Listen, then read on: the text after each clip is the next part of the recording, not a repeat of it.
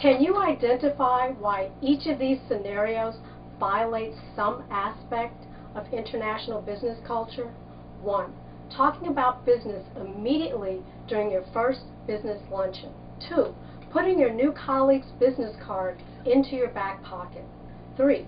Giving the thumbs up during a negotiation in Brazil.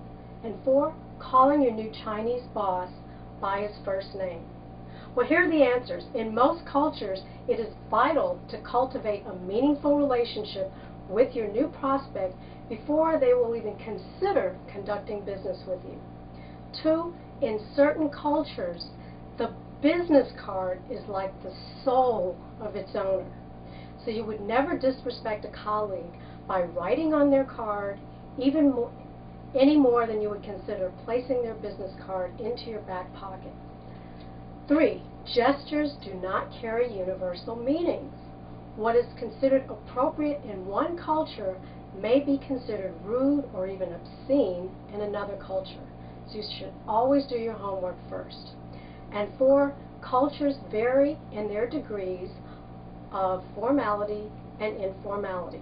In the U.S., for example, we're typically on a first-name basis very early on in a relationship, even with the CEO or the president of our organization.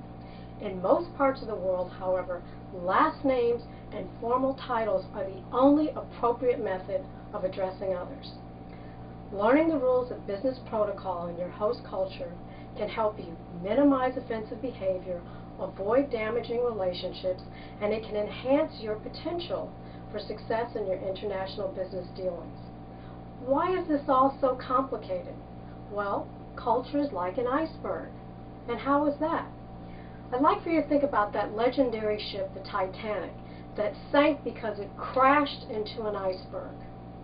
The Titanic got into trouble not because of what the captain saw. The Titanic got into trouble because of what the captain did not see. What he did not see was hidden below the surface of the waterline. Culture is like an iceberg. How? Well, it has 2 major components.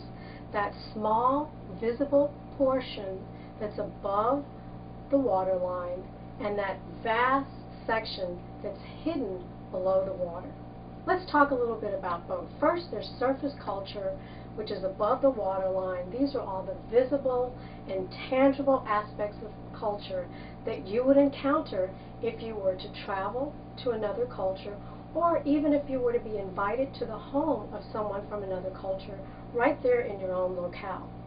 So what might we encounter? We may hear a different language, different music, we may be greeted differently, we may see different forms of dress, we may try new foods and beverages that we haven't seen before.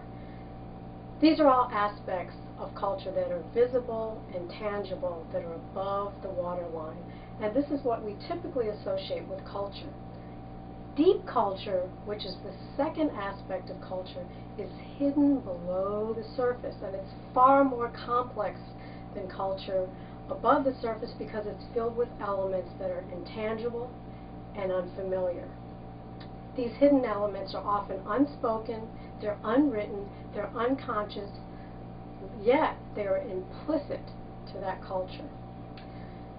Some invisible components of culture are negotiation rules, use of personal space, eye contact, how time is used, and concepts of punctuality, how to successfully run a meeting, face saving, humor, the role of silence in conversation, and cultural taboos such as what topics of conversation are inappropriate.